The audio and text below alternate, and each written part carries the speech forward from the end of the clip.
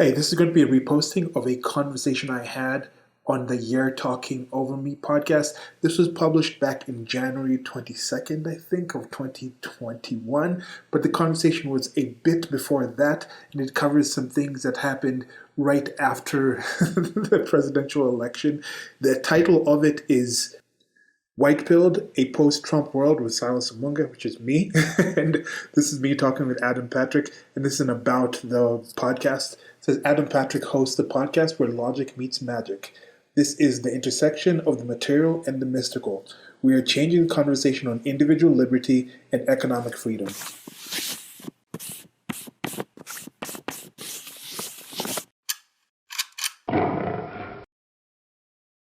So I really enjoyed this conversation that I had with him, just covered a wide range of topics. We were focusing mostly on just my thoughts and ideas behind what I was seeing unfolding after the election in the United States of America in 2020. And he just previously had somebody on who was more black pilled. And the black pill, white pill, red pill, these other pills, these things, blue pill, they come from the matrix. And then now there was other things that were added to it with the pills on saying these are the things that make people feel a certain way. But red pill normally wakes people up to certain realities. Blue pill is kind of the thing where people go back deeper into the reality and plug back into the matrix. Now when it comes to black pill, it's people who are normally more pessimistic, and then white pill people who are more optimistic.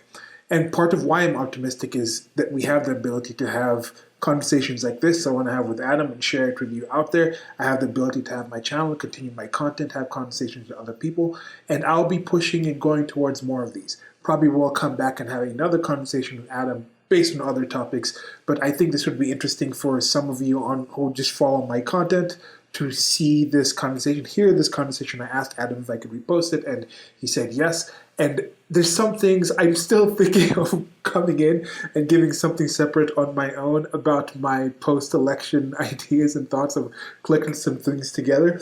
But I've made some content that has some involvement, but not directly on it. And there's still a lot of things happening around that. So anyway, on the screen is going to be a speed drawing of the Demaroos, which is kind of a thing with the Dunkaroos based on the marketing around the Democrats. And now you have the Democrats running the United States of America, and you're seeing some of the things that are unfolding with it. And I think it's that kind of marketing thing rather than what the actual thing actually is. You know, the Dunkaroos are coming back. The Democrats have come back as well. And the other one's going to be the Black and Pink Panther, and that is about the identity politics in that sense, based off of the Pink Panther cartoon and the Black Panther, the Marvel character, and that kind of idea of people pandering to feminism and the black people, and now just the identity politics and things like that, and how that's going to increase in society and culture. Already seeing some of that, things intersecting, the things falling apart. Are you going to put this group within this other group? Like right now, there's talking about this rise in Asian hate crimes in the United States of America. Then you look who's actually perpetrating most of these supposed hate crimes, and you notice it's a black community. And then there's issues to do with women, with the transgender type of things. Are you actually supporting this? So there's things coming up. It's a continually unfolding situation. I think I would like to have Adam on for a conversation, talking about some more things that were discussed here and also just things that he's been interested in. But definitely check out his content. It's going to be links below to his channel and his podcast and his other sources. Great stuff in there. Hope you enjoyed this conversation as much as I enjoyed it. And again, thank you, Adam, for letting me repost this and for hosting me on your podcast. So that's it. I don't think I'll say anything at the end of this. So like, share, and subscribe after you're done listening. Enjoy.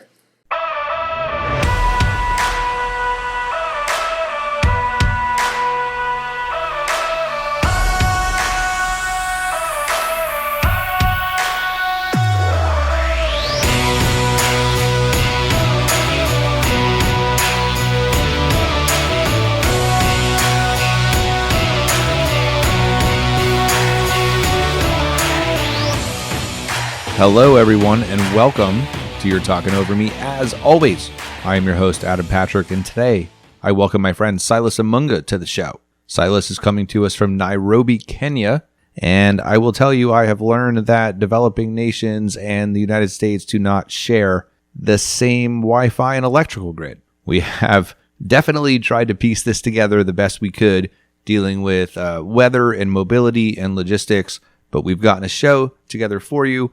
And we didn't really get into the ins and outs of that, but let me tell you, it's incredibly difficult to get this all done when you're talking with somebody on another continent. So here we are. We've got Silas on the show, and we're going to talk a little bit about the state of the world in a post-Trump era. I like Silas's white-pilled thinking on this.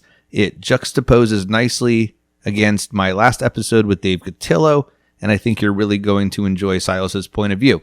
I'm going to link to all of Silas's content in the show notes, from his articles to his videos, and I highly suggest you go check them all out if you're a fan of individual liberty and economic freedom. Silas is an incredibly intelligent guy, and he's discussing some really deep ideas on his content, and so it's in your best interest to go check all of that stuff out. And I really do think you're going to enjoy how we approach what's going on in the world right now. I will tell you this conversation was recorded pre-Biden inauguration. Just keep that in context when you're listening to it. So, enough from me. Let's get into it with Silas Amunga. Well, here, let me help people get some context here, because you did mention that you're a Trump supporter, and I do want folks to kind of understand a little bit of your background, your history, kind of where you're coming at it from. Do you want to give me a quick summary of how you got involved in, if you would call yourself a libertarian, the liberty movement? And you mentioned 2008, so that might have something to do with Ron Paul.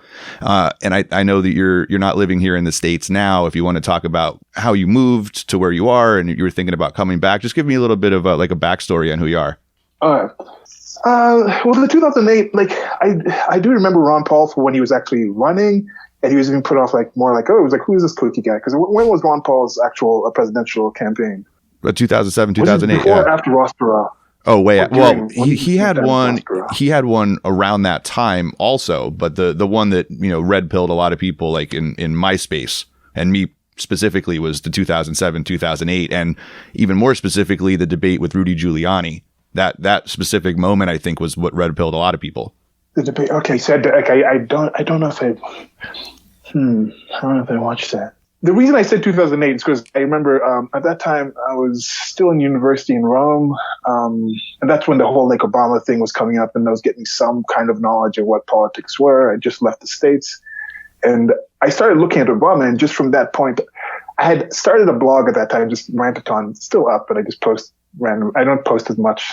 Good to see about putting that back in, but it was more just rants about different things. So it'd be about different topics, and I started watching the politics stuff, and it was like, I quickly saw that Obama is he's just a more charismatic guy. Because I remember seeing Obama at the previous RNC, or the previous DNC, when he was brought up with this young new thing. It was like, okay, that guy has some spark to him. He looks like someone who they might push. And then they actually pushed him in the next one. Mm. But I ended up looking at the actual things that he was doing, and I'm like, he's probably just going to be the same different politician in a different package. I never really bought into that whole change. Oh, yes, we can. And just seeing how people were buying into it. And I think maybe if I was in the States at that time, I might have been carried on with it a lot more. But the fact that I was in Rome, seeing it from the exterior and seeing people in Rome get the feeling towards it, I'm like, why are you guys excited about this? Then having some connection to relatives in here in Kenya and being like, they're into it. I'm like, why do you think why are people looking at this guy like some messiah? Like he's going to change the actual political system that exists when he's just a creature. He's just the same shit in a different package. So at that time, I was very disillusioned with it. And then, of course, his two terms came out, and it was just as I expected. I think I started getting more into about the politics at that time. I don't know when I started listening to people like Stéphane Molyneux. It was like Stéphane Molyneux. Who else? Like Peter Schiff. Mm-hmm. Trying to think of the earliest people who started talking, who I really started getting about the actual libertarianism type of ideas. I think there was a time when I started listening to Stéphane Molyneux. It was like for years I would listen to his stuff. You know who that is, right? Oh yeah. I think he was probably one of the first that really got popular in this space. Yeah, he really publicized some of these ideas. Like I would literally be listening to his stuff, and I would delete it from my history. Like I wouldn't subscribe. It was like years. I would just listen to stuff like Lurk because I didn't want it to show up on my on my search history. Like I was super paranoid. I was like, people, the stuff he's saying, like they can't be allowing this man to say these things. Like there's got to be people tracking certain things. And I think I came to him because at first, the first online ideological spaces I was in was, I think, the atheism spaces before atheism plus, like back of early Thunderfoot days, early thinking atheist days, where they were just counter messaging to just religion itself, just theology, primarily Christianity, of course, being a Western country, being Western creators and things like that. So it came from that space. And I think Stefan Molyneux at that time was also more, he had a lot more content on atheism, on like anti-theism and things like that. And then I got into his other thoughts about general society and having traveled around and seeing different observations and understanding different things. So he got me into that, and he had certain guests. He talked about Ron Paul. He talked about these things. He talked about all these other kind of things in there. And I think through him, that atheism plus started coming into that environment. And then I started moving more to like the manosphere, the MGTOW type of place. I used to just voraciously just intake MGTOW content, like talking like Stardust, Spetsnaz, like Barbarossa. These used to be some smaller people that were more antagonistic, but these guys were more of like the people who go more into like Evo Psych and human behavioral biology, human behavioral psychology and things like that. So from them, I would start branching out to other things.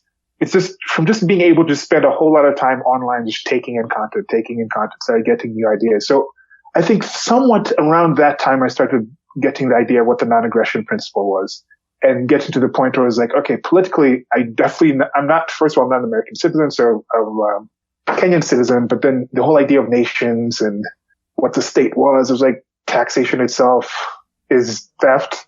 Even though my parents being diplomats, working for the government, I realized like most of my life was being funded by Kenyan people being taxed. So it was like, there was some kind of things that, there was a time when I was thinking like, okay, I have to give back, because the tax money from the Kenyan people is what funded us able to travel around the world and do all these things. Like I somehow have to find a way to give back to the Kenyan people or give back to the state in the United States of America because they're going to public schools and not paying taxes there. It was a time, but then it was like, when it comes down to it, like taxation itself, like who am I paying back? How do I pay them back?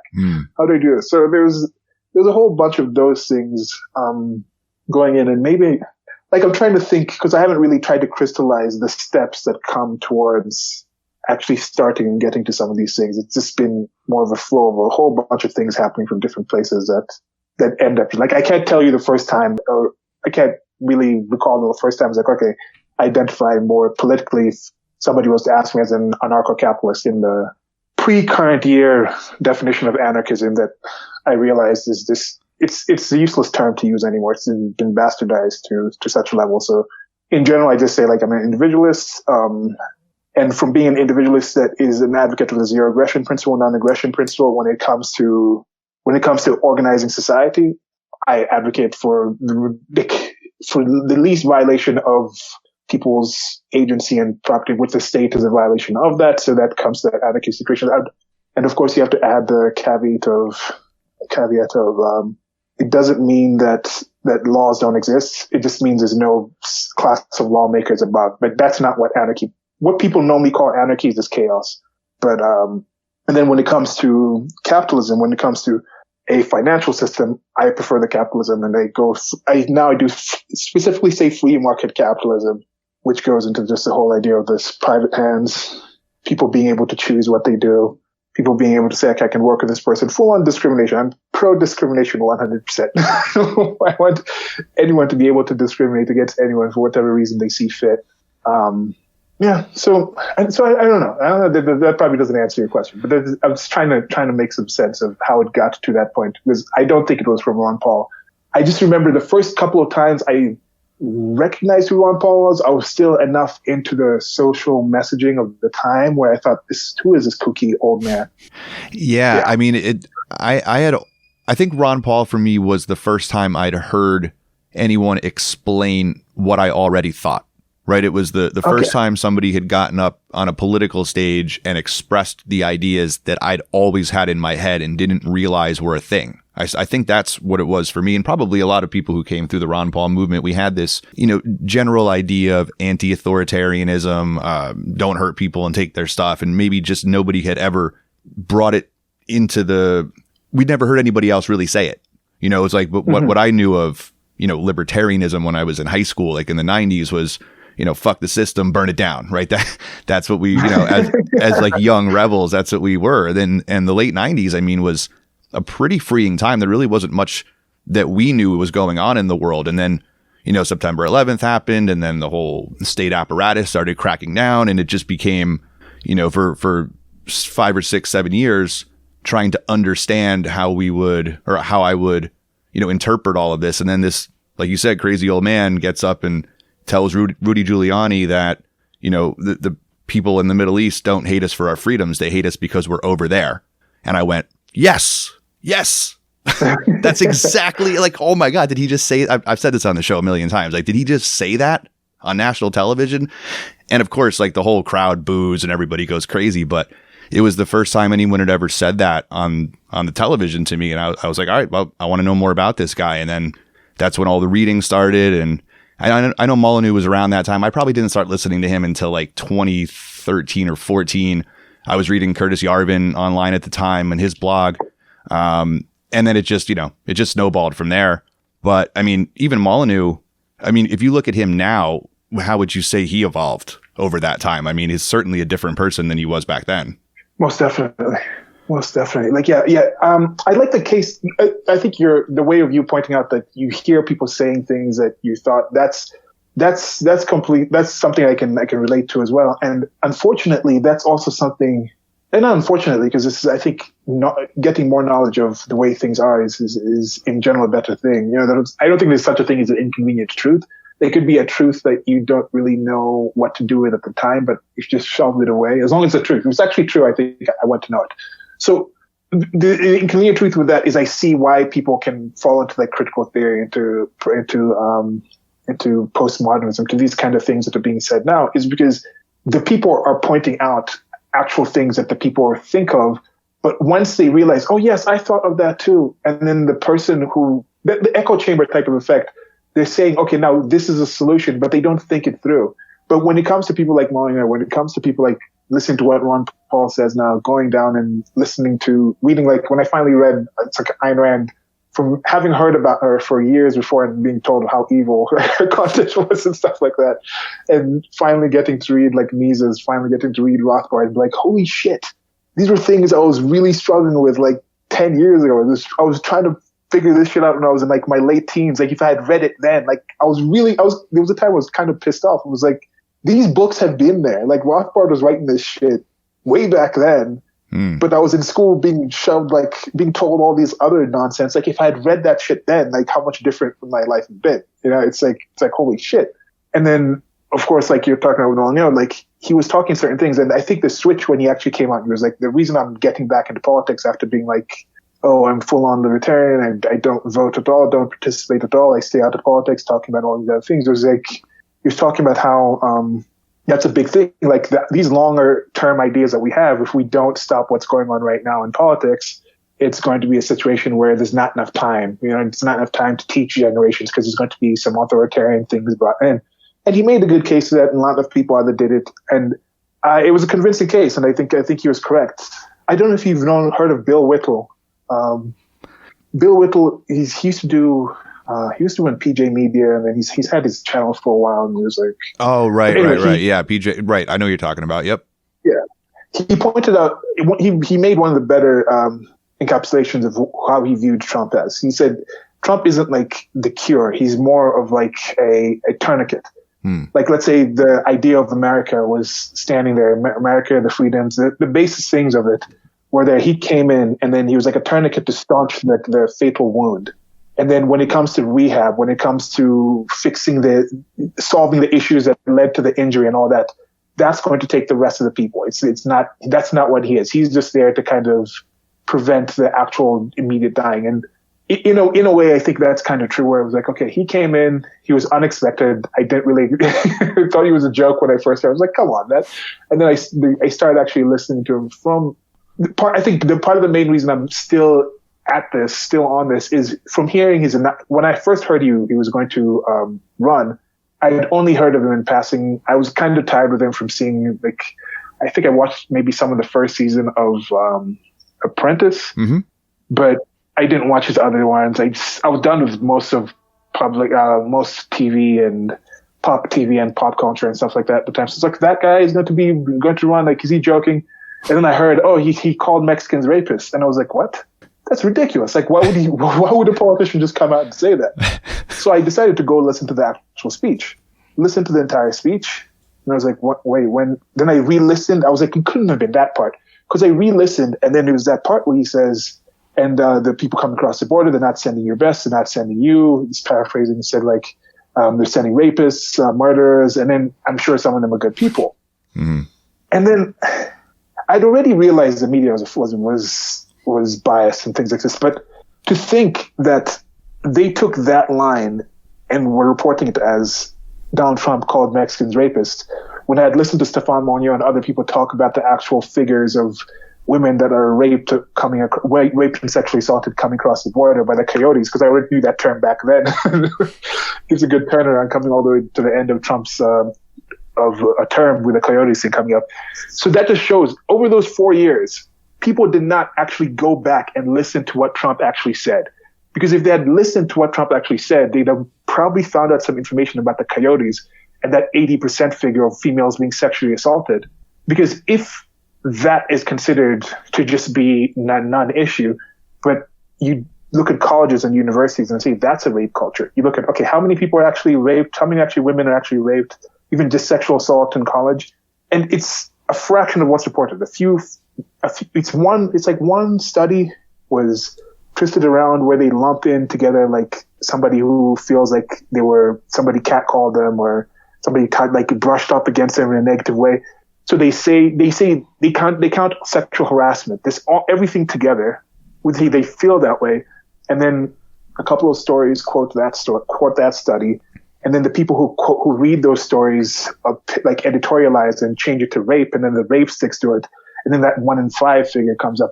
But if the colleges in the United States of America can be considered a rape culture, then the immigration process those women go through is a rape, like not even a culture. It's like a rape program. It's like an indoctrination program of rape. Yeah, it's like created just to do that. It should be if there was some reasonable consistency in the way people are approaching the world. But I wasn't being reasonable and consistent in my approach to the world at that time, and I was trying to be better at it. And I've soon realized how you see, that's where I'm at. Like when you're talking about the questions with the beliefs and the faith and the magic, like are people being consistent with their own data, with their own belief systems? It's just like the words that they're using don't mean the same things that I would mean by using those words. So there's still a whole bunch of communication, and now I'm just like in this position of having been attempting to message and attempting to discuss, attempting to understand how I understand things better and how people understand things better, to being at this point where it's like, okay, now where do we go forward? Because do I feel like I'm in a worse place? Like, do you feel like you're in a worse place right now to communicate the things you consider positive than you were when you started realizing how positive these things are?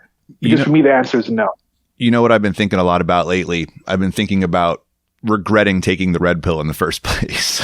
It's been one of those, like, man, I look at all like the general ignorance of the general populace, and I'm like, I kind of want to be like Cypher from the Matrix and go back and eat that steak, even though I know it's not real. But when you were talking, I was thinking about something that I remembered from Obama's election in 2008. And I remember sitting in I was over my parents' house. I was talking to my father about it, and he was super into Obama. And I remember thinking, and like I said, this is before I started putting a lot of these ideas together of individual liberty and economic freedom. But I remember listening to Obama thinking kind of what you said. It's very empty. There's not really anything here. It's just a lot of like platitudes and placations, and they're very trite. And what I remember saying to him was, there's going to be blowback for this. Like there's something that's missing here. There's some context missing here. There's some emotional resonance that's overlapping facts and logic. And there's going to be some kind of pushback. Somebody's going to come from the other side. And so when Trump appeared on the scene, a lot of people saw him as some sort of a savior against the church of woke. And I remember thinking, the old Andrew Breitbart quote that politics runs downstream from culture, and going, well, Trump right now is a product of the culture, not the other way around. He's not starting some revolution. He's a product of what the pushback culture is looking for. And therefore, he had this ability to come in and do this thing.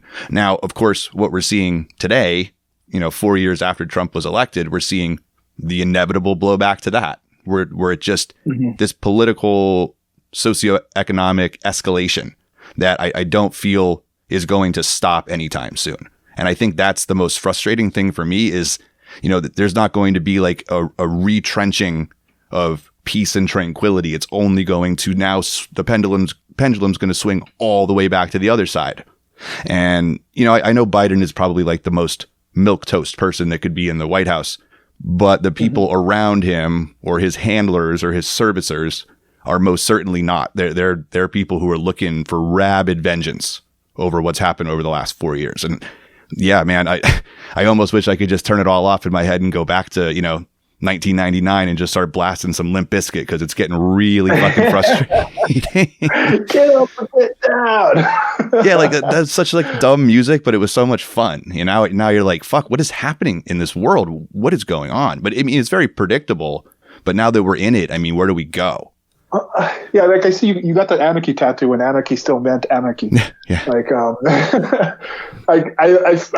when I see anarchy now, I think of you remember Talladega Nights with Will Ferrell. Will Ferrell, yeah. There was that one scene where the kids come back and they're at the grandma's house. They're in the back. It's like the kids like running. It's like anarchy, anarchy.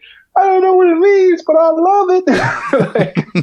Like, that's how like people kind of treat some of these things. They kind of just go along with these things where they don't know what the things mean, but they still claim to love it. And I don't think you can really love something you don't really know, like you don't really understand, like that surface level thing, like these things I cared about back then, even just like the relationships and friendships that the people are like, yeah, this is my really good friend, but we would be talking about such surface level things that the emotion I felt for them, and they did feel some emotion for them at that point, is nowhere close to the emotion I have like just having like a conversation with Steven, who you had on your show, like because the things we're talking about is we understand each other at a different level. Like I understand where he's coming from on certain things, of important actual things that count. This whole like things aren't equal. Like listening to Limp Bizkit for entire discography is not the same as taking the time to listen to like something like Human Action. Like if you, there's definitely a qualitative difference to getting to be familiar with and understand those two human creations. So yes, this has come with a burden of different knowledge of where you can't go back. But then I've gotten past that point too. I think I was at that point 5 or 6 years ago. Yeah, it was definitely at that point 5 or 6 years ago before Trump started coming out. I was completely dejected and just like, why the fuck do I know this information? Because like it's an insurmountable wall that I'm facing here. Like people don't want to listen. Like I try to engage people in conversations. It's like a taboo topic. They just brush you off. Like I'm just like, don't listen to the media. They're lying to you. The people are like, no, the media is real. Like these are just so many things where I just had a lack of evidence in order to approach people. People were not willing to engage in certain conversations, and that was my kind of level of dejection. I was like, but at that point, I still also couldn't just plug back into that. But now I'm beyond that, where it's like, I've realized like that stuff is there whether you see it or not.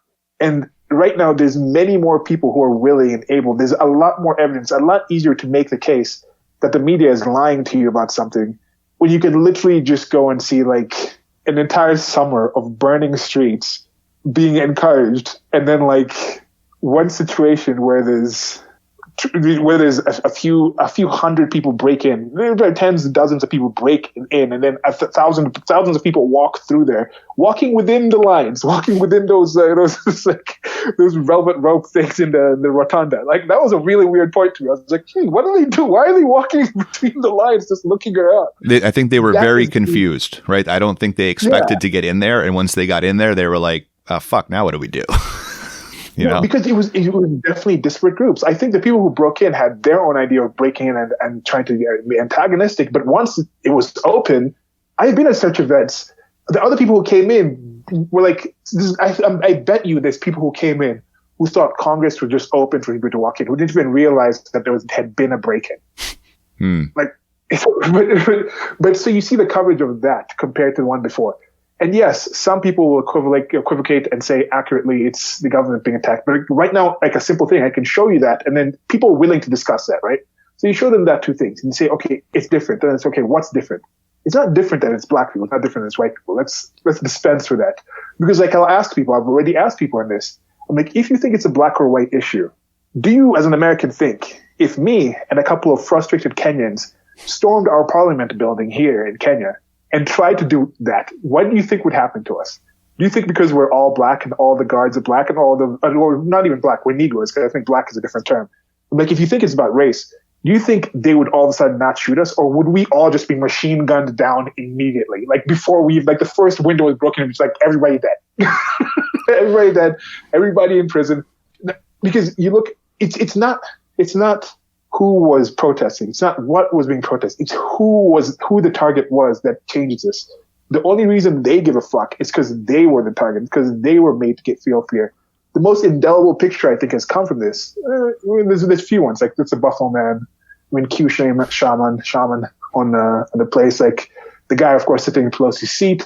But why is there a difference between AOC in Pelosi's office with a crowd of people in the bullhorn? Why is that something like that's lauded? You see, like that's another thing. I posted something like that. I said, look, AOC was in here. Like we've been targeting Nancy Pelosi's office. Why is it okay when AOC does it, but when this guy does it, all of a sudden it's insurrection. It's the most horrific thing ever. But the most indelible picture of it was this. Was it senators or it was the senators at that time, right? Who was still on the floor in the chambers at that time? Was it the senators or the congressmen? I'm pretty sure it was the House, but it's the representatives, right? Yeah, I'm pretty sure it was. So seeing the reps crouching within the aisles, that is the most indelible picture. And I think that's the kind of thing that's making them have that feeling of like, how dare these peasants do this to us? Like, we're untouchable. We're not supposed to be touched by this. That's why they can be like, $600. Yeah, go away. Like, fuck. Like, take this, you fuckers. They're like, that's all you're worth. But for them to have that level of them actually threatened, that's the primary difference. In the summer things, it wasn't their homes being broken into. It wasn't their businesses. It wasn't their livelihoods. It wasn't their lives being threatened directly, because they would maintain their power either way. Like, it doesn't matter if Trump got a second term. They would let me not go into that point, because those are the questions that now I have that are going to be answered. How much would a second term of Trump really have destroyed the establishment as we see it? The best way, I think the Trump presidency coming to an end now is probably better than having it continue for another 4 years. And that's just kind of weighing, the pros and cons of the results in my head and trying to think, all right, well, maybe if this gets tamped down, maybe if it goes back to being somewhat vanilla here in the political spectrum, that there's a lot more work we can do under the surface without all of this like crazy shouting and manipulation above us. But I don't know. I mean, certainly there's no way to know. There's no second Earth where the opposite happens. So, it's an experiment that we'll never see the end to. But I do think that Trump, and I've said this, especially on this past episode that I'm releasing with Dave Cotillo, and he was a big Trump supporter who's quite despondent over the results here, that I don't think he was the guy. If you're somebody who is looking for like a right-wing populist to come in and change the political system, he wasn't the guy. Maybe somebody will come along who's stronger, who knows how to wield power properly, but certainly he didn't know how to do it. And it fizzled out. It's pretty depressing to see. I mean, I'm not a Trump supporter, but to see the guy kind of fizzle out this way, I mean, they really handed it to him pretty badly. Yeah. On that end, there's definitely a difference. This is why it's not, there's still a meritocracy in the world. There's still certain fields where people are experts at, people are still good at.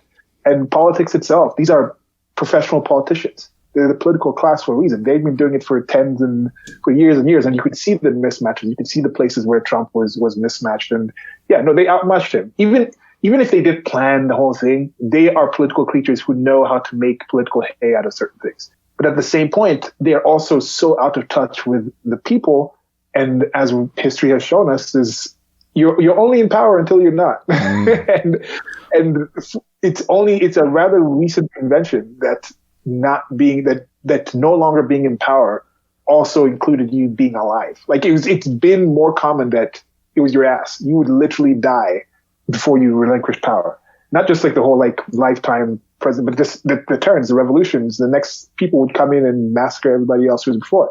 So that's something there. And with that knowledge, it's sharpened their minds. But I'm thinking, is the political class today really more capable at engaging in political machinations behind the scenes without people recognizing it than it was 4 years ago? And I think it's a resounding no. And like, as you said, there was another, I think this might have been Bill Whittle again too, or somebody else, who said Trump is also kind of like in what's it called, in Ghostbusters, like it's like pick the form of your destroyer. So it's like it wasn't necessarily like somebody to come in and he's not like some. Like that's why I really like the God Emperor of the United States meme, and people on the left really caught on to that. At least I never used it with that kind of seriousness, and I saw many people using it in the joking sense that it's supposed to be. But for PP, he never was that savior. He never really was that person to really come out and really change things. And it's another thing I'll borrow from Bill Whittle again. Is he took it really harshly, took it really hard because it's been some absurdities going on as I'm sure you've seen. And you're saying, okay, he's one of the few people, and he was very close to Andrew Breitbart when Breitbart was still alive. And he said a few things like Breitbart told him like he was one of the few people that really got it. And at least Whittle, for the few people that I know, he's one of the few people who called that the next political candidate or the Republicans after they lost in Obama times would come from the pop culture. And then Trump did come from the pop culture. And he made some call. He said the next person is going to come. Like, we don't know who the next leader of the case for freedom, the case for liberty, the case for the United States is going to be. Like, that person is going to come out and he'll be somebody like unimpeachable character. Like, he's not on the political scene yet. He's not going to be somebody with all the clear negatives and foibles that Donald Trump had. But Donald Trump was needed. We needed somebody who would say bullshit on stage. We needed somebody who would just point out and say, you're fake news. We needed somebody who was going to be that boisterous and that just unashamed and that unassailable from the current system. Like, who just be like, I don't give a fuck. I'm rich enough. Like, I'm going to die soon. I care about America. His idea of America enough to take the licks and keep on ticking. And he did that. And sure, like, this end seems to be fizzle out, but I feel like he's exposed the establishment for what it is like, probably as much in the last 2 months as he has in his entire 4-year term. He's for sure shown a lot of people who used to rely, who were just like the Q people. Unfortunate, those people. It's kind of sad what happened to them. Do you think it's a byproduct of general American first world laziness that I would say the majority of the population doesn't see it that way here? Or do you think that's just a specifically an American or United States phenomenon? Or, because let me qualify it this way. Anybody who can, look around the world can see like ethnic genocide going on all over the place. Yeah. And especially Yemen, which we've talked a lot about on this show, but I digress. What people would call race relations in the United States are probably the most milquetoast they've ever been in our history. Yeah. And yet this has become this rallying call for the left and to some extent the right, the powerless right. It's really pretty insane how much people blow up something that really isn't something, or it might be a very little something, but it's really not. And it's become this huge talking point that anytime, Donald Trump is obviously to these people like a crazy, lunatic, homicidal racist. And it just isn't. Like, that just isn't a thing. But, half the population thinks it is. How did we get there? Do we go as far back as like the Frankfurt School? Do we go to critical theory? Like, how did this get ingrained into this culture? And is it just an American phenomenon? I don't think, like, okay, we see, like, when you say half the population, you don't literally mean half the population. Right. So even when they utter like, oh, it's a racist country, they don't literally mean racist. Because if you ask them to define what they mean by racist, you'll realize it doesn't really come down to something as clear, like this person is choosing is saying this group is worse or that person is worse and this individual is worse directly based on race. And here are the examples. It's not based on that. It's more of just a thing to say. Kind of how, like, if you go to church and you hear the preacher say, oh, the devil has entered, and I can feel the energy of the devil, and the devil is making this person. There's no literal devil that person can point out if you ask them to define and show what the fuck they mean by that statement. Just like if you go to the mosque and the person is talking about Allah, there's no literal Allah that they can talk about. They're talking about a different kind of idea, and it's not even really something that's shared with the people who are saying those words. So when it comes to half the country, how many are we really talking about here that would really think that Donald Trump is some kind of racist person and actually mean racism in any cogent or sensible sense that would stand up to any actual scrutiny or requirement to define what they mean? Well, that's true, but I mean, I think they mean it. Yeah, it's like once in a while I thought I loved my what was it, my French teacher? It was like the health ed teacher. She was this young, like 26-year-old teaching at my high school. Thought I loved her. That wasn't love. But you know, once upon a time, I thought if my ex-girlfriend broke up with me, my world would end. But that wasn't true. That's what I'm saying. Like it was, we were talking about before on the messenger, was the things, what actually exists, whether or not we know about it or not. Like there could be a galactic alien species zooming on its way here to destroy the Earth in like 100 years. That's happening. That is or is not happening. But knowing about it, that might change how we approach it, but we can't stop it from actually, can we develop some kind of way? Maybe if we know the actual direction, there might be ways to send like some kind of kinetic things towards it. But regardless, let's say it was some kind of inevitable thing that was going to happen. We don't look, something like the sun. I don't think we can stop something like the sun if it goes supernova. But let's say there's an actual day the sun will go supernova. That's a known unknown. The day itself is not known, but it's going to happen. So knowing the day can help us affect it, but whether we think it'll happen or not, it's something that will happen anyway. So when it comes to this racism things, when it comes to these things, the ideas and misconceptions people have about the way the world is, do we have more of an ability today to correct those things and show them how the world actually is than we did 15 years ago, than we did 5 years ago, than we did a year ago, than we did 2 months ago? And I think, yes, we do. So I look at the past and see how things really did devolve, how the McCarthyism time was, you know, like the fact that we have something like McCarthyism is going to prevent something like McCarthyism repeating now, because people can be like, hey, look, that was actually not a good situation to have. Because we have film of people of the time when there was full-on segregation of blacks and whites. Now, when this new administration comes in and tries to initiate segregation, you can be like, look how these people were segregated. Is this really what you want? Like in living memory, we have film of these things. Like part of why I don't think the Holocaust will happen again is because we have film of the Holocaust, because we have film of the people in cages. Like if like Twitter existed at that time and all of a sudden there was just like, it seems to be like a lot of Jewish accounts disappearing from Germany and Poland. Where are they going? Something like that would have been enough for enough human beings to be like, let's not do that. These are actually other human beings. But the evil shit that happened in the past mostly happened because people were unaware from it. Not that we were aware and still did it. Not that we were aware that this was a repeat of history. It was like that whole people who don't know history are bound to repeat it. It's not people who have studied history and learn how things happen in history can actually manage to repeat those things and redo those things in better, more evil, fucked up ways. That seems to be going against what actually happened. So that's one thing that makes him kind of hopeful. And I'm like, what America are we looking at? What is this potential destruction of America? Like, do people really think it's going to be a hot civil war like the actual Civil War was, or people fighting in fields and people like posting out like, oh, we've captured Mets, like the state of forget the name of the Giant Stadium. Do you think it's going to be like people fighting off territory? Yeah, MetLife. Yeah, one of my uncles used to work there. You think that like, oh, we've captured MetLife Stadium, like now, like our troops are going to, like, what is, when Americans say war, you know, it's the same thing as like, when an average American talks about poverty, they don't really mean poverty in the sense that I mean poverty. So when they say racism, when they say civil war, when they say things like that, like, what exactly do you mean by that?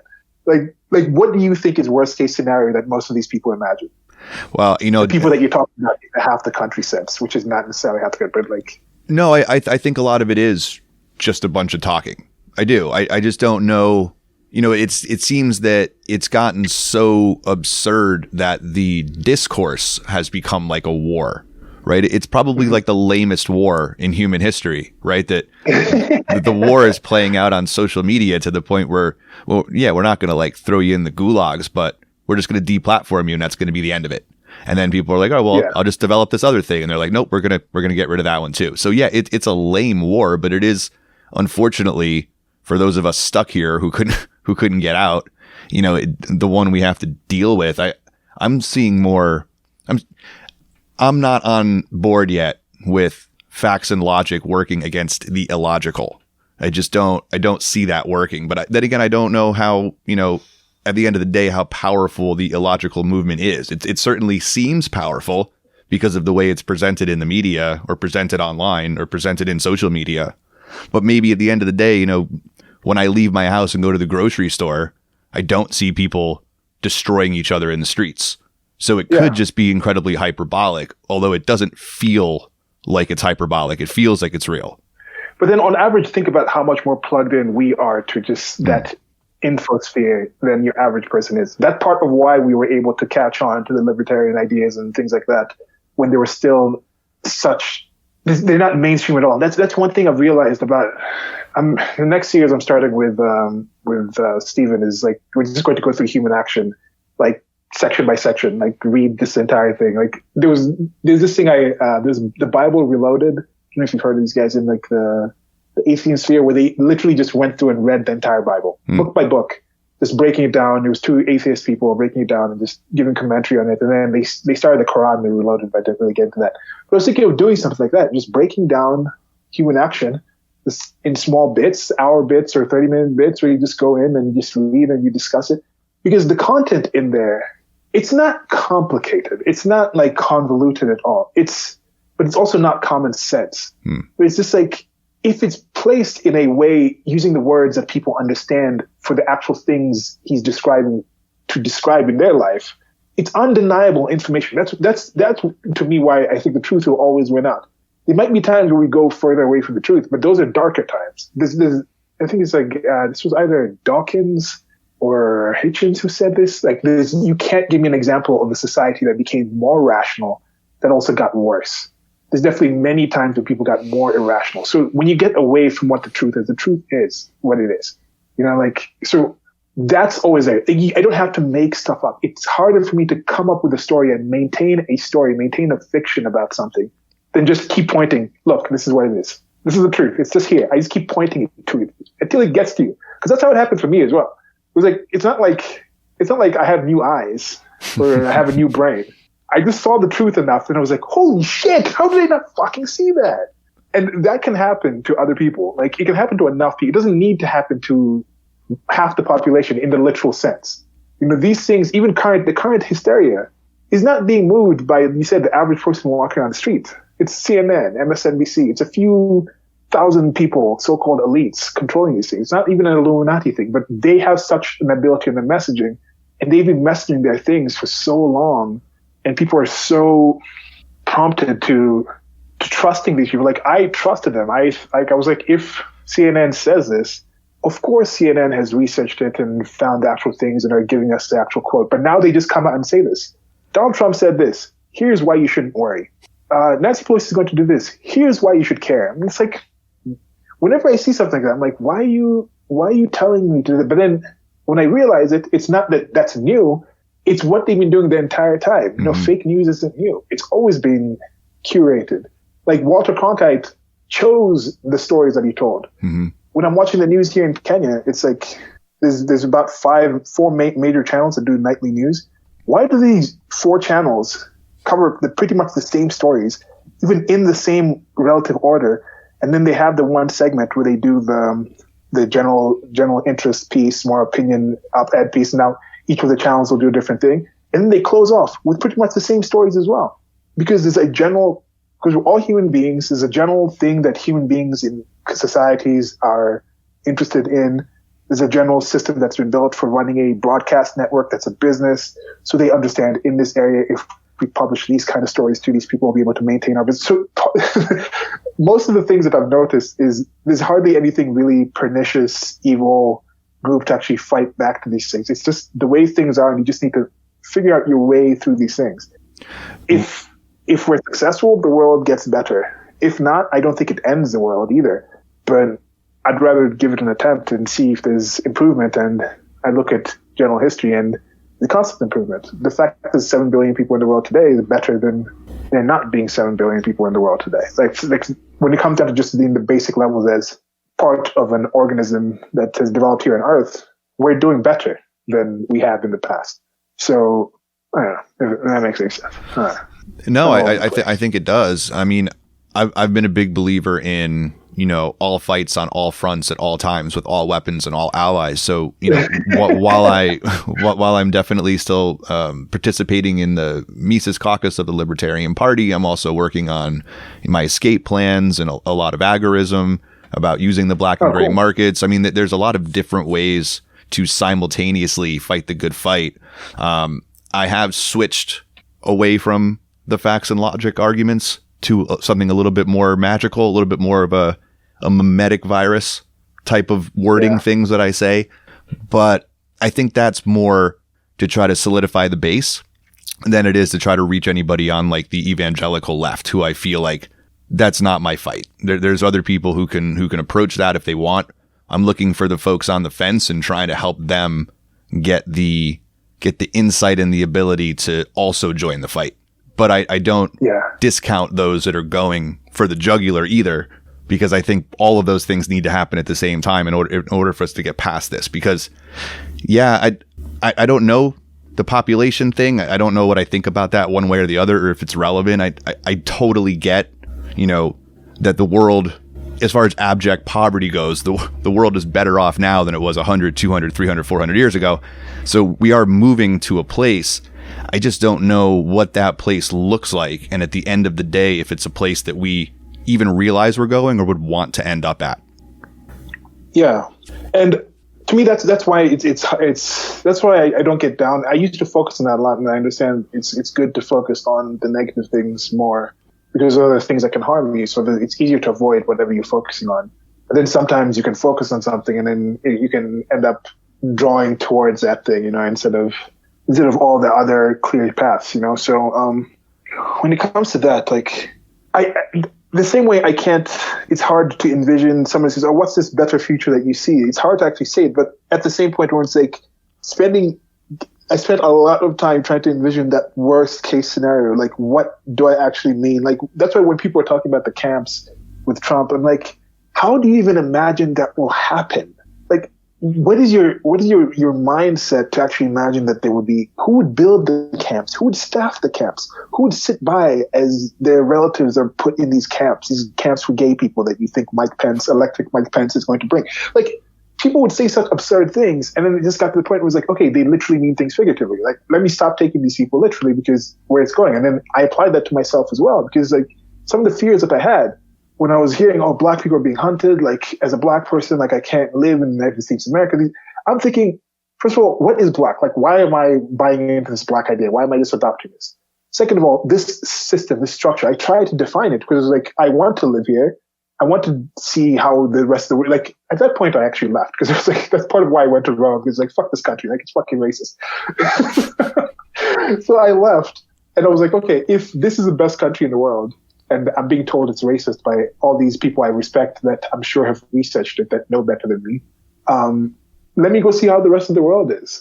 And like when you're talking about, people are talking about leaving, I'm like, leave how? Leave where? Like the people who didn't make it out, you're saying the people who didn't make it out, like, is there a place to make it out to? Like where are you going to retreat to? Where are you going to escape to? Where are you going to like go and actually, because Americans can leave. Like that's one of the few countries I'm telling you, if you want to go somewhere else, you can go. Like if you've studied anything in America, if you've had any job in America, you can find a country. There's a few countries out there that will question your bona fides and say, oh, with this visa, you can't go. You can leave, but people don't leave because actions wise, no matter what they say, there's a general understanding where they're comfortable with it, but then you go further with the homeless. Okay, so there is that part of it. So what is that idea? What is that thing lost? What is this lost America? What is threatened? What were the things that made America good? The good things that they feel, okay, these are the parts that I feel will be lost if this happened. How did those things come to be? Can you still maintain these things? Are those things actually even those good things that you think they are? Or are they actually real? Those are the kind of questions that I think too few people have asked themselves because they've just taken it for granted. And this is not necessarily just something that is purely American. This is a human thing. It's a thing that we just, that whole you don't know what you've had until you lost it kind of thing, or you don't know. There's a lot of things we've inherited that we haven't built, so we don't understand what it took to actually build these things. And that's both the people who want the positive things, both the people who want the negative things, both the people who are trying to figure out what to fight against and for. There's just a lot of misunderstanding that I've seen. There was one last thing I think I was thinking about. When you'd mentioned with the Trump thing, him coming in and being thought of as a savior, there was something that I think that people don't realize is people were so into Obama, thinking that he would change the world for them, and then he didn't. And then they were able, you could see even from his second term, he had fewer people voting. I know it also just happens. It's a regular thing that happens. But the enthusiasm was already waning. People, I think, were already kind of like, we're kind of onto you, Obama. And then Trump came in, and it was easy. Like, you know how Obama was taking credit for all the things? Oh, that's Obama's economy. At the same point, all the failures that Obama had, the fact that he did stop the racial divide, it actually made it worse and all these things. People were able to blame that on Trump rather than recognize that it's because the system is fucked, because the system of elites and politicians is not really in tune with the people.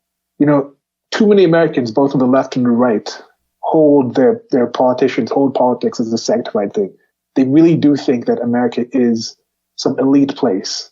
And this is what I thought too. I used to think, oh, at least in America there's issues, but at least the politicians aren't as corrupt as they are in Kenya.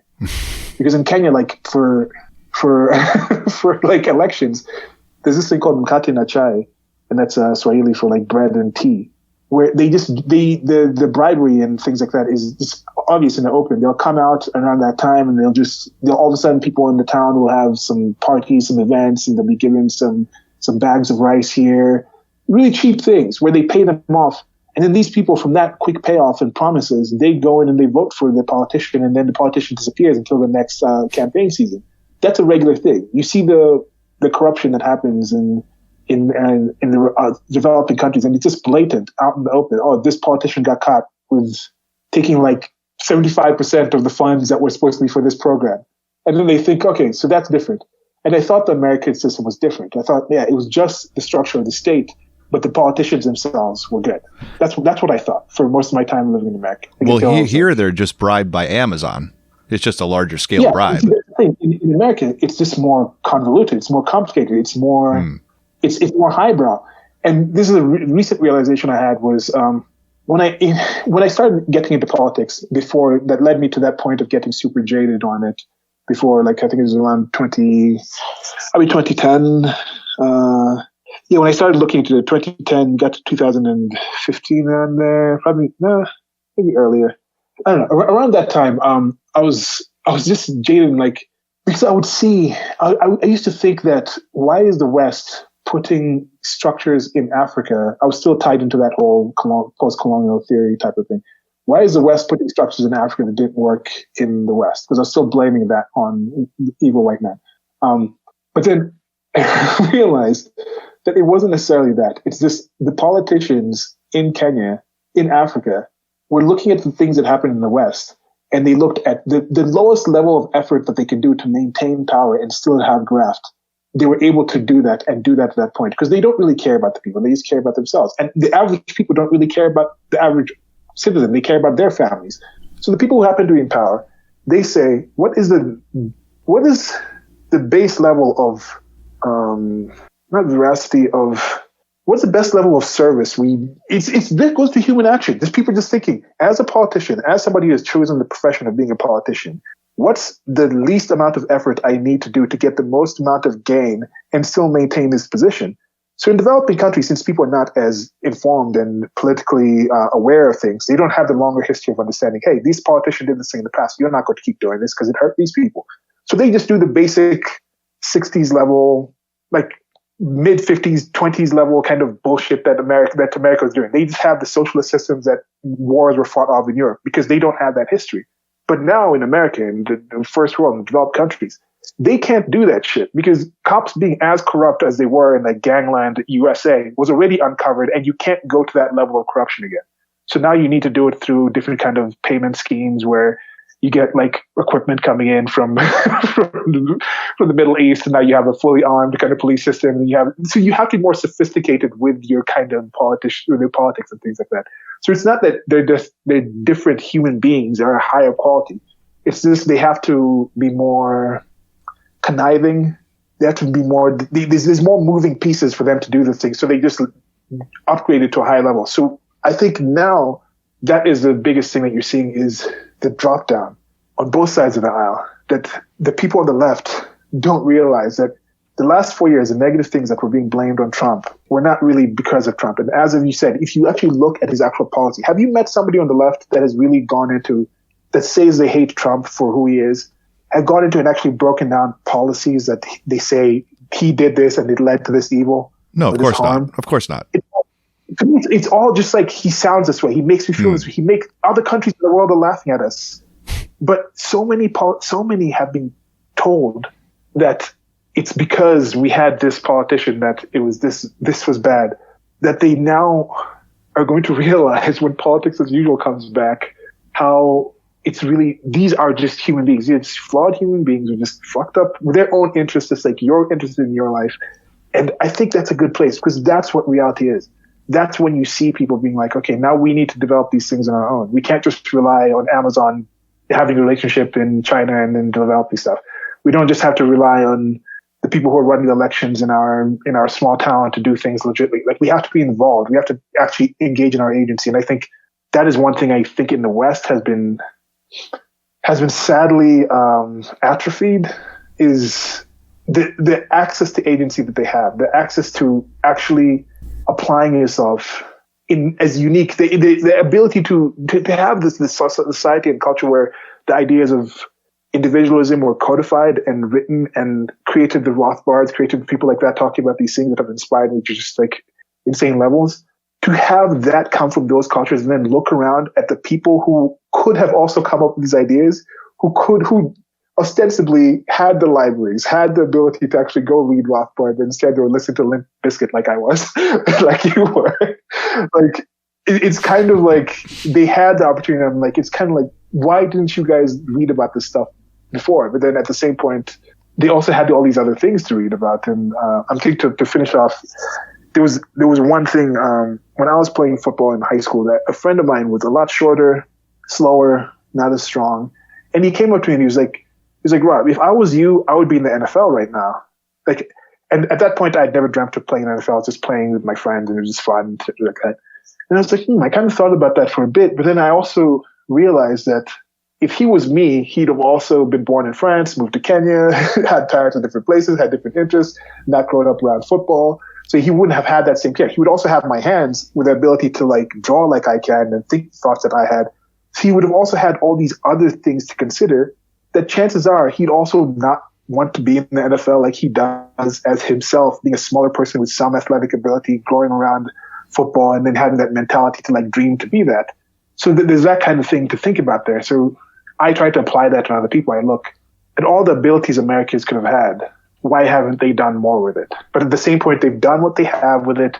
And I also didn't have access to all these other things that these people might have been doing with their time. So the most I can do is try to make the case as most as possible for why I think people should do things. This goes back to that market thing. It's a free market of ideas. So it's up to us to say, if we think this is important and worth your time, we have to present the case for that. It's not going to be easy, but I think one good thing that we have on our side is it is objectively better. Like I've tried to find out ways to say how the truth is and how I've spent years going against trying to be like, okay, maybe collectivism is better. Maybe actual engaging agency. Maybe some people actually should be enslaved. Or like I've gone to those points where I've actually looked at like, would it actually be better to have the entire group of people, the entire world enslaved with a few Illuminati people controlling? Would the world be peaceful? Would it be, I can't really see that to be the answer. So I don't know. Dave made that point on the last episode that he sees, the tech elites, the global elites. I won't go so far as the Illuminati, but like people we can actually name that we know are out there, with whether it's the International Monetary Fund or the Great Reset people. They're pretty vocal. I mean, the Great Reset's got their own podcast So I mean, it's not something that anyone can make up. I mean, they'll tell you exactly what they want to do right on the show. You can download it right on your phone. So he has made the point that he thinks those folks are basically going to use technology to sort of save themselves, and basically the rest of us are just left to our own devices. And you know, I'm willing to consider that, but like I told him, I don't know how relevant that is to my life. You know, is that something I want to fight, or do I want to also enjoy my time here? You know, to go outside and enjoy the beach and walk around and appreciate running my dog in the woods. I mean, do I want to focus on tech elites trying to destroy us? I don't know. You know, at some point there's got to be some humanity left in human beings where we're not always fighting against these things. And, you know, I don't know how the United States looks from outside, but I certainly know how it looks from in here. And, you know, I don't know if as a concept, we're going to make it. And maybe the only way out of that is some kind of secession, but obviously that's not going to be allowed to happen without massive violence. So, you know, I don't know where it goes. I wish it was a logic and reason thing. I wish there was a way to logic and reason our way out of this, but I don't know. I really don't know if that's possible or not. Yeah, you see, like with that one, I would say, what does destroy look like? What are they saving themselves from that they're not already saved from? Well, in a lot of ways, it might be very beneficial for this country to split up into pieces. I mean, you've had that argument from the left and the right and the center and the liberty community for a very long time. I mean, I have a book I just started from a pretty left-wing journalist called Break It Up, where he makes a case for state secession, or at least group secession. I think it's in like 7 or 8 different pieces. That maybe that's how humanity should move forward, is to just stop trying to integrate all the time with people who have ideas that run contrary to ours. That maybe that's just not how it's supposed to be. I meant more specifically when you said your friend Dave had talked about the elites are going to save themselves from and leave us in some kind of destroyed state. Like, what destruction does he think they're saving themselves from that they're not really safe from? Yeah, I don't know. I think a lot of it's just a general sort of depression from the election not working out the way that a lot of people wanted it to on their side. So this conversation I'm having with you is not right now. This conversation I'm having with you is going to be a really good play against that one, because he's much more black pilled and you're much more white pilled when it comes to being optimistic about everything. So I kind of like the juxtaposition of these 2 episodes, and I feel better thinking about the things that you're talking about. I just don't know how that plays out in reality. And there does seem to be this like collective global push to just integrate everybody into one society. And I don't see anything in human nature that says that's what we should do. What makes you think we aren't already? What do you mean? Globalization is already here. Yeah, well, I mean, globalization from a libertarian point of view, as far as like free trade and free association and you know, having the ability to transact labor and goods and products and services globally, I think is fantastic. But should there not be within groups of people a culture they choose for themselves without having another one forced on them? I guess is my point. There still is, in an extent. And that's one of the interesting things I see from the political left, where I'm trying to understand, like, part of their diversity and individuals, like, as of this, who does this, who does that, who does this, like, that kind of sort of is individualist in a sense. But the main difference is the definitions they point at, as a gay man, as a black man, as a math teacher. Those things, for me, if I say those, I'll be explaining things that I happen to do, things that I've chosen to do that might inform you, like might help you understand how I'm approaching a certain thing. But for them, what I've seen some of them do is they get the group definition and apply that on them. Like, you're supposed to assume certain things from the group definition of black onto them as things that they adopt and then put as a part of them, rather than the inverse of me coming from an individualist, where I'll say like people often ask me, oh, as a Kenyan, what do you, I'm like, that term means nothing to me. It's a simple classification of my current legal status as a being that lives on a planet with states. Like, that's all it is. Like, Kenyan as a term doesn't mean anything to me. But for some people, Kenyan will have culture, language, but those things to me are like nothing, because I'm using it as a term. So you have that in there. You have that in there where they're going down. It's like, I can identify as anything. I can identify as anything is not I am part of a group. So that individualism is still fighting through trying to be shoved into this collective thing. Because you can have individuals without collectives. You cannot have a collective without individuals. Right. Like collectives came after individualism. Once we were able to identify ourselves as individuals, we were then able to start thinking and construct the idea of working with other entities, other individuals. Like when you're born, it's just existence. You're just floating in there as a baby. And then it gets to a point you're like, holy shit, my hand, not just thing that happens to float around my hand. Then you're like, mom's hand. Okay, mom's hand. Mom's hand brings my body food.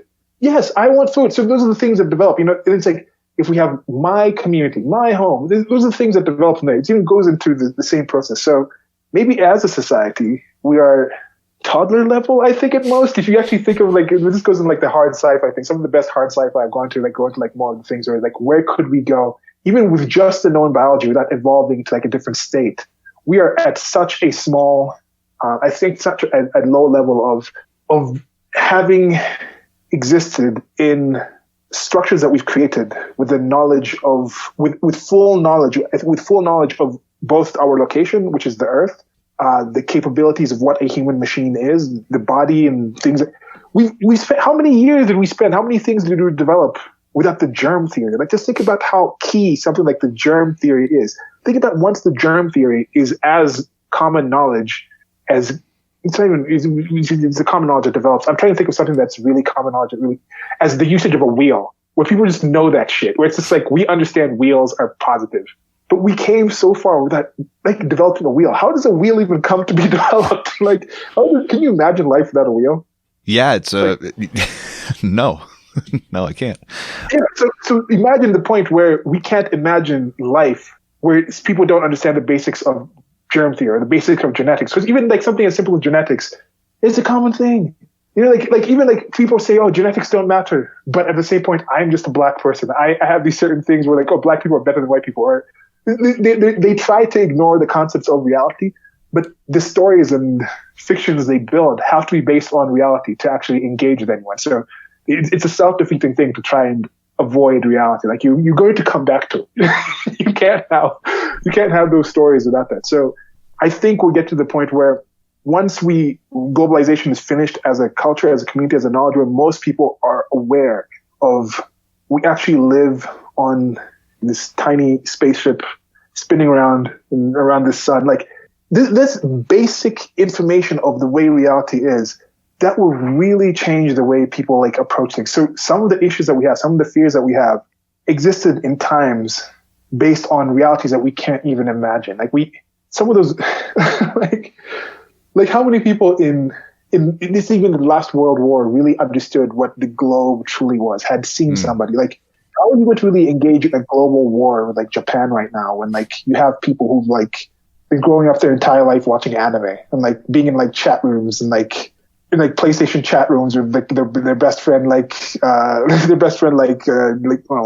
about some Chinese name, Takeshi, who's been playing, they've known each other since they were kids, and now I'm supposed to just be yeah, fuck this guy, I'm going to go to war because some people bombed some place in my country supposedly hundreds of miles away that I hardly even know exists. Some of the things that were done in the past were done in such a different mind space, a different understanding of the world, that I can't see them being repeated unless we have a massive mind wipe of just so many things that currently exist. There's just so many better ways to do things, so many reasons not to do those things. Yeah, that I just can't see it happening again. I'm very nervous that your beautiful way of wording that and thinking is not popular opinion at all. It's I think that's great. Even if it's not popular, if the thing was just explain to me, how do you imagine you can pick a historical situation that you're afraid of will happen again, and then you look at the things that led to that thing happening. How would those happen again? How would the First World War start? The Second World War, those are the Franz Ferdinand shooting, right? The first one. The second. Well, the first one was the Archduke Franz Ferdinand. Yeah, First World War. Yeah. So you look at that history. How would those things transpire to set off the war I don't think it would. I don't think that's there's any kind of like a one thing spark, and probably mostly because, you know, between China and the United States, the two kind of global powers are so much larger than the global powers were then, that it's just easier to, you know, nuke a Middle Eastern country or something and impose economic sanctions. I mean, it's just, there's no real reason to go to like an actual physical war. It's easier just to kind of keep people lulled into this, you know, medicated state of mind and then manipulate some currency on a higher level. So I don't know. I don't think it could. And then that's going on. I think there's definitely future wars and future places for things to battle over. I do think there is an ongoing cultural war, and and all wars are cultural, but not all wars are physical. Not all wars include bullets and things like that. But the culture is the base of war. It's like everything.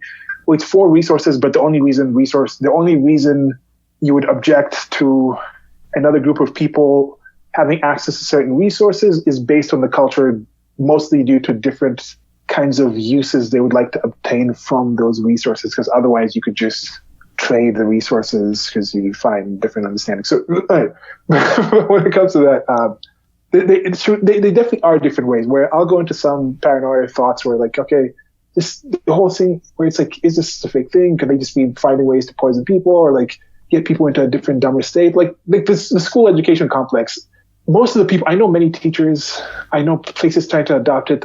I don't think parents think it's damaging and then put their kids into it.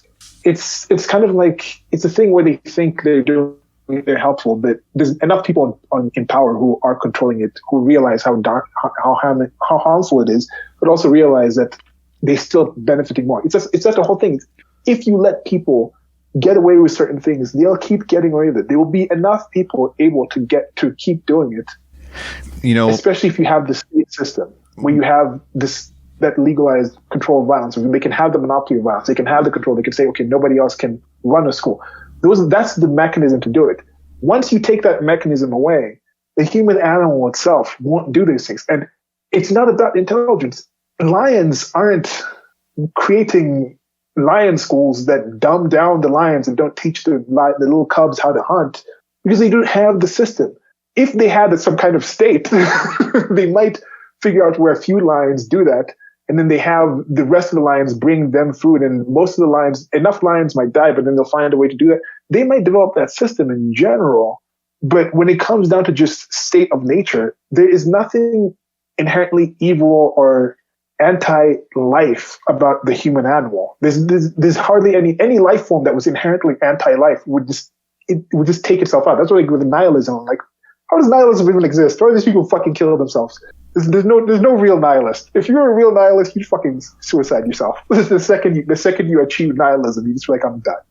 Well, I mean, look what happened to all the postmodernists. I mean, they all went crazy and committed suicide, or basically gave up on humanity. Yeah. I mean, when you have nothing to believe in anymore, what's the point in doing it? And that's a positive thing about humanity. And sometimes it takes a lot of other innocent bystanders down with it. But you look at that happening right now. There's certain people with certain anti-life mentalities that are self-selecting themselves out of reproduction. Like, it's not a coincidence. It's because the stuff doesn't map onto fucking reality. And that's part of, I'm looking at my mindset back then, how anti-kids, how I was like, I can never have kids and never have a family, because the world that I was being told about, the postmodernism, the critical theory type of stuff that I was buying into, I was like, this is not a world I want to have kids in. This is not a world I can live in. If the world is truly getting worse, why should I bring a kid into this world that will be subjected to this racism, subjected to all this ability, will be taught to be this sexist? But in actuality, that's not the case.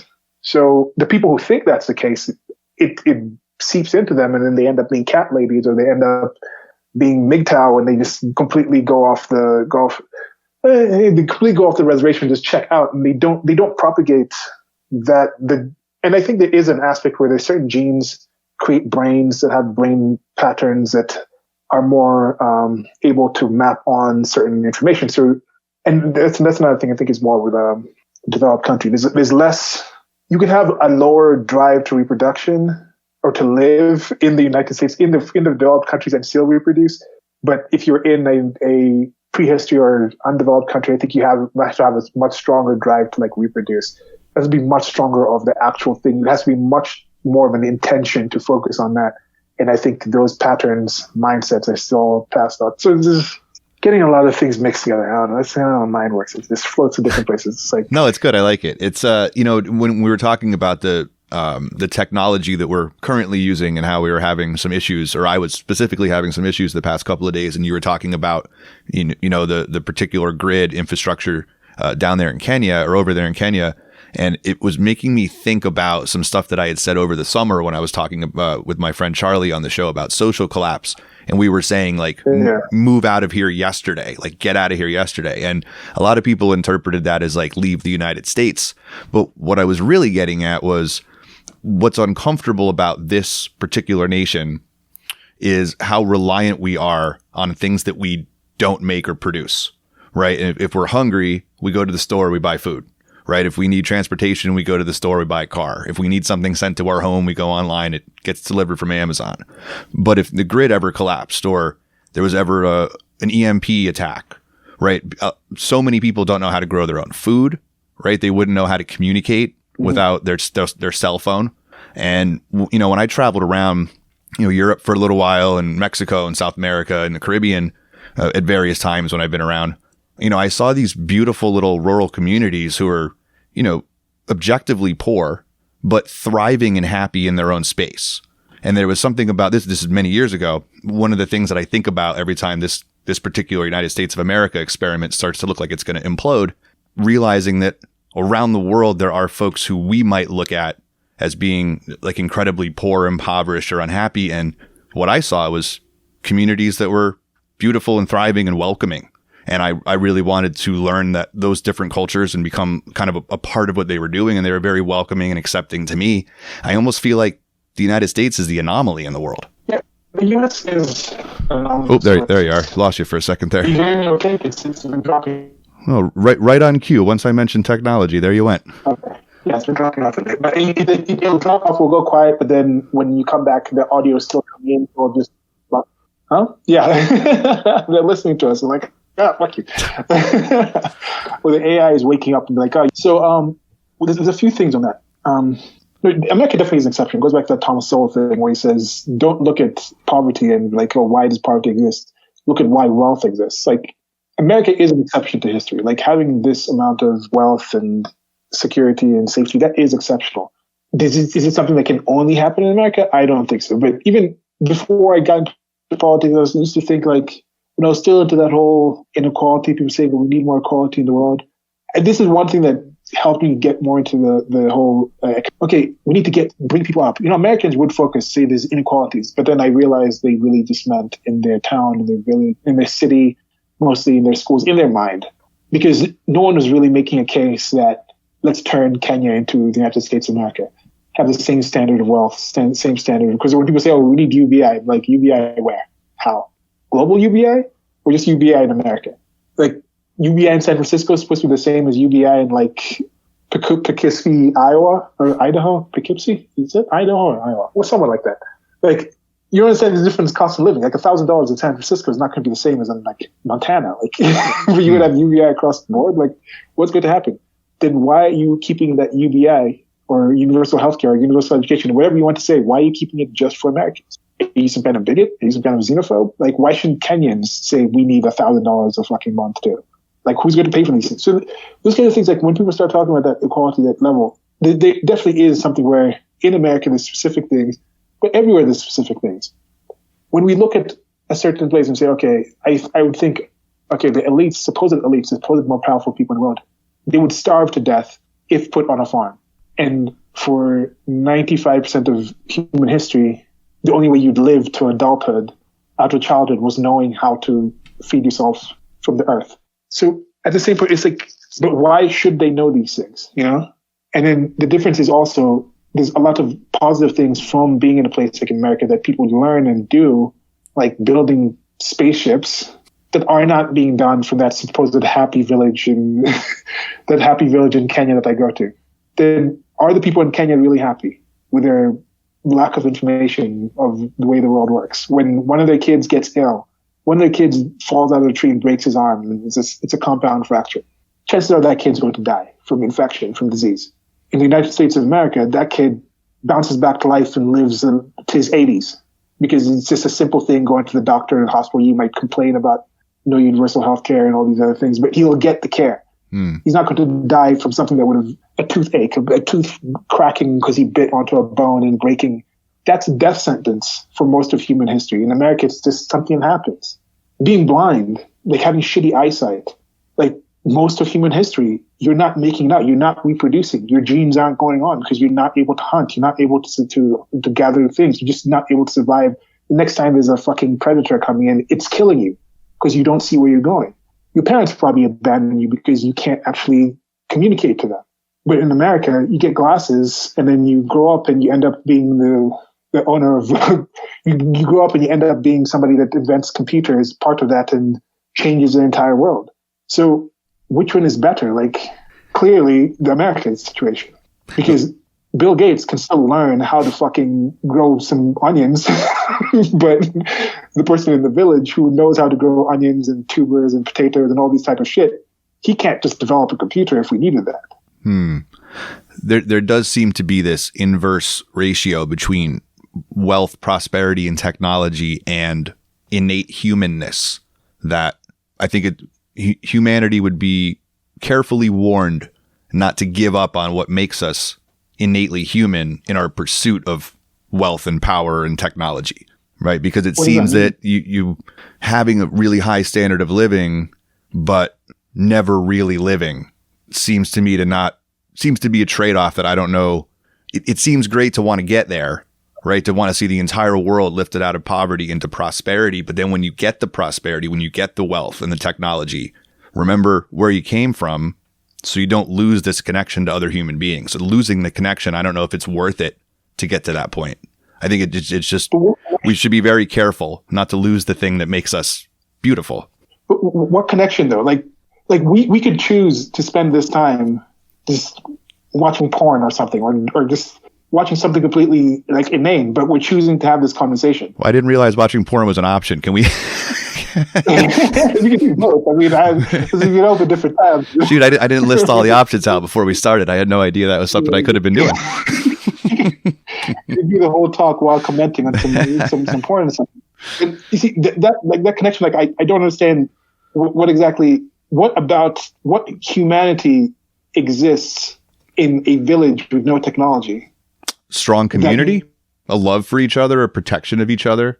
That somehow those people in the village chose the option of ignoring the day-to-day humans in their lives because they have some stronger connection to humanity that they thought, oh, this is to me the ability to be in some I don't see how the ability to be in Antarctica and have onions brought to you is any less human than knowing how to do it by yourself, by being passed down by hundreds of years of verbal knowledge of how to grow onions in this specific area is. Like, to me, it's just a continuation of that humanity. It's part of that same human story. Like, we had those people before passing down that story to get to the point where we could have a base of human beings in fucking space. There's human beings in fucking space. Like, that to me is human. No, I think you're right. I don't think it's inevitable. Yeah, I don't think it's inevitable that with technology and wealth, you automatically lose some kind of connection to other people. I agree with you. I think it's a choice. It's just something I like to remind people. Keep in mind, you can choose to do both things. You don't have to lose your basic humanity in the pursuit of all, because it seems to me like just knowing how to grow your own food might be something you want to learn. Maybe you never have. Maybe you never have to use it, but it's not a bad skill to have. You know, it's maybe not a bad skill to. But how many things do you add to that? What's that? How many other things do you add to that? Should you also understand how to make your own medicine? Should you understand how to make your own clothes? Yeah, I think there's something in that. Sure. I mean, I don't know if you have to do it, but I mean, you can study like a pharmacology, right? I mean, a lot of people do that with just general herbal medicine down the road from me. I mean, it's a very wealthy county that I live in Connecticut, but you can do herbal remedy stuff all over the place. Acupuncture, something. I mean, even if you don't know how to do it yourself, just having a very good, strong local community of people that are mutually beneficial to each other, rather than outsource it to Amazon. Like, outsourcing everything to Amazon might not be a good way to move forward, because once you lose that, what do you have? at least have a community where you don't know how to make your own clothes, but you might know somebody who does, and they can benefit from some bit of knowledge that you have. And so it's a reciprocal community that you're working within. Yeah. No, with that one, I think part of that is the mutation that the state has on different social structures and effects, creating breakdowns in sharing of information and how things have developed. Like some of these structures are positive, but because they've developed in, I think, a toxic environment that's radioactive environment, they're mutants of what could actually be. It's like that whole global system. We wouldn't have been as reliant on China during this current pandemic if it wasn't for the existence of states making limitations and reducing the competition of doing certain things locally, or making your own personal deals, or having a more system where it's like more individualized groups of people.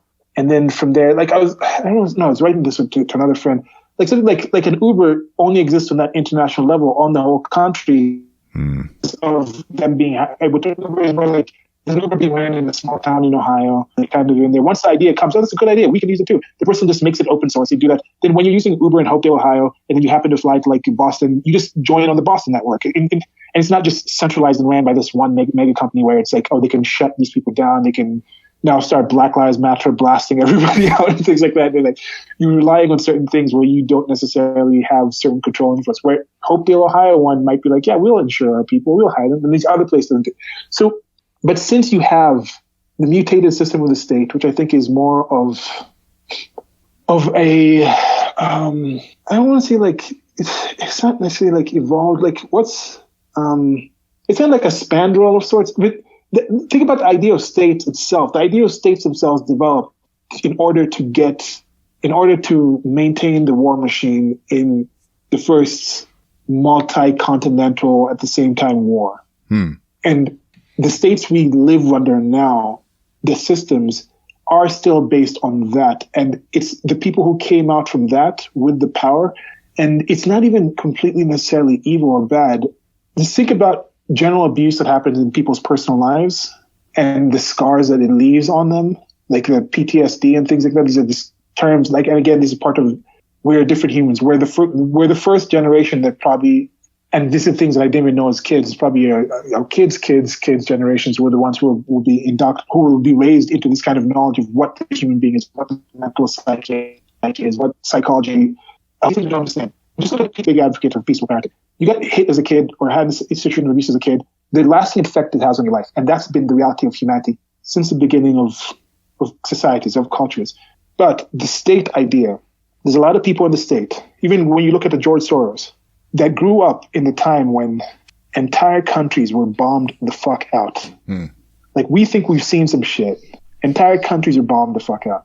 People know entire branches of their family that were genocided in just the most brutal ways possible. Like, there's a reason Hitler still evokes such negative things. Like, what is the PTSD of that? What is the cultural PTSD of having experienced that? I think it's huge. And and what's the effect of what are the structures that people will set up? What are the fears? What are the things that will trigger people to behave in certain ways and accept certain things with that knowledge of that being a thing that could happen, you know? So I think with that, now they think, okay, we can't have certain kinds of dissent. Now we have to have this idea where it's like, now we embrace each other. We have to get this communist idea where it's like, well, we all come together. And even the whole like communism and things, that was part of the battle where like, where when you talk about certain things, are like, oh no, I kind of question the collective. They're all of a sudden going to like, are you attacking humans?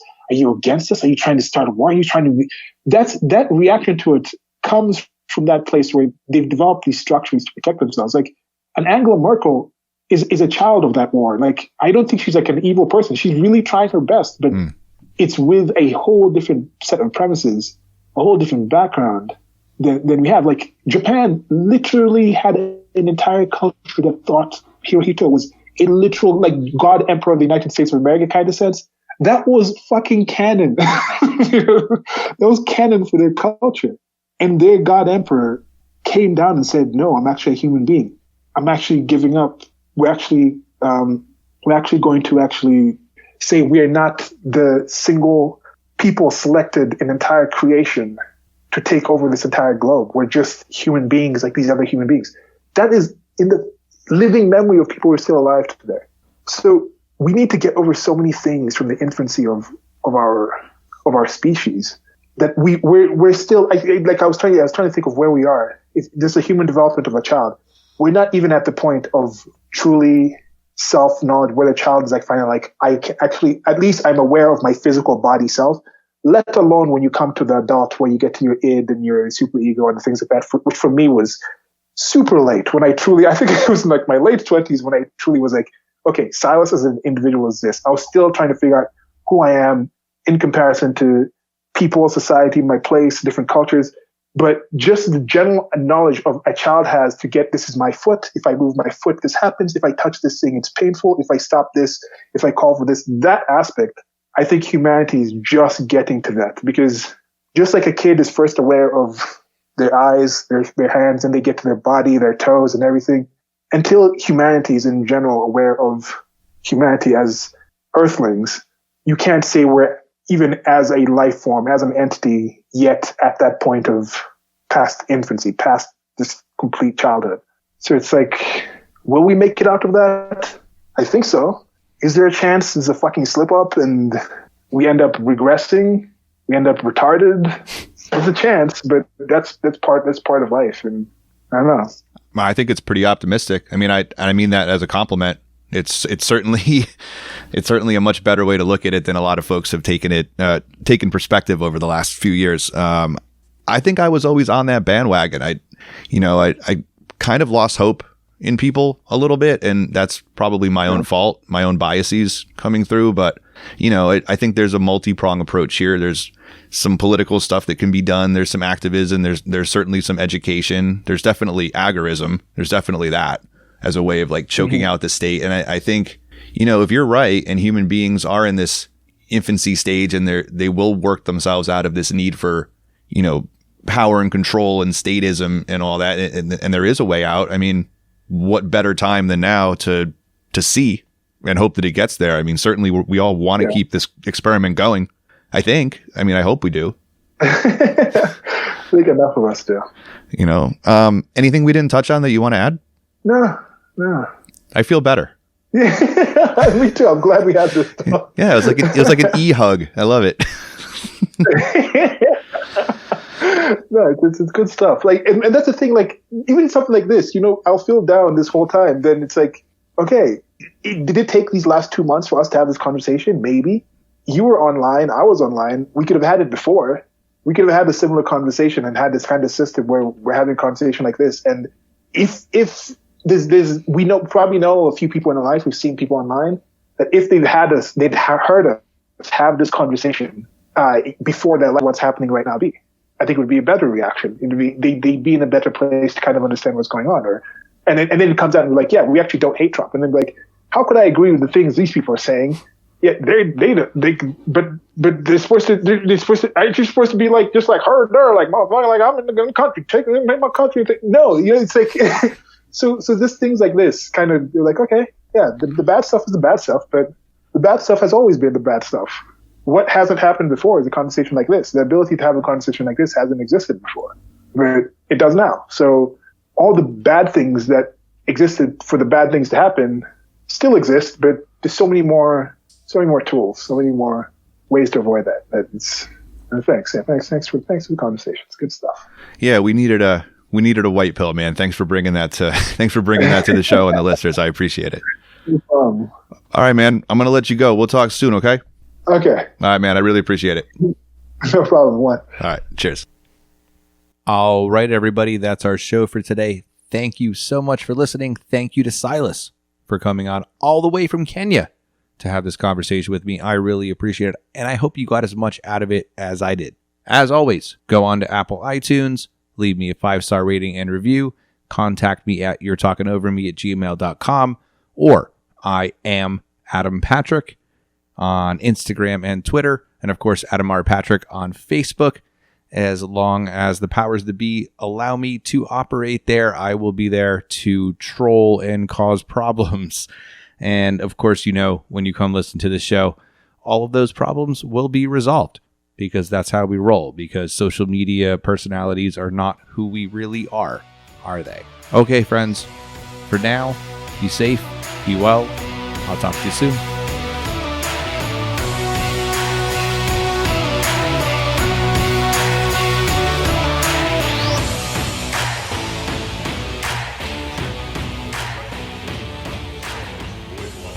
Rules Committee Ranking Member and Senate Democratic Leader Charles E. Schumer, the Speaker of the House of Representatives Paul D. Ryan, Senate Majority Leader Mitch McConnell, House Majority Leader Kevin McCarthy, and House Democratic Leader Nancy Pelosi.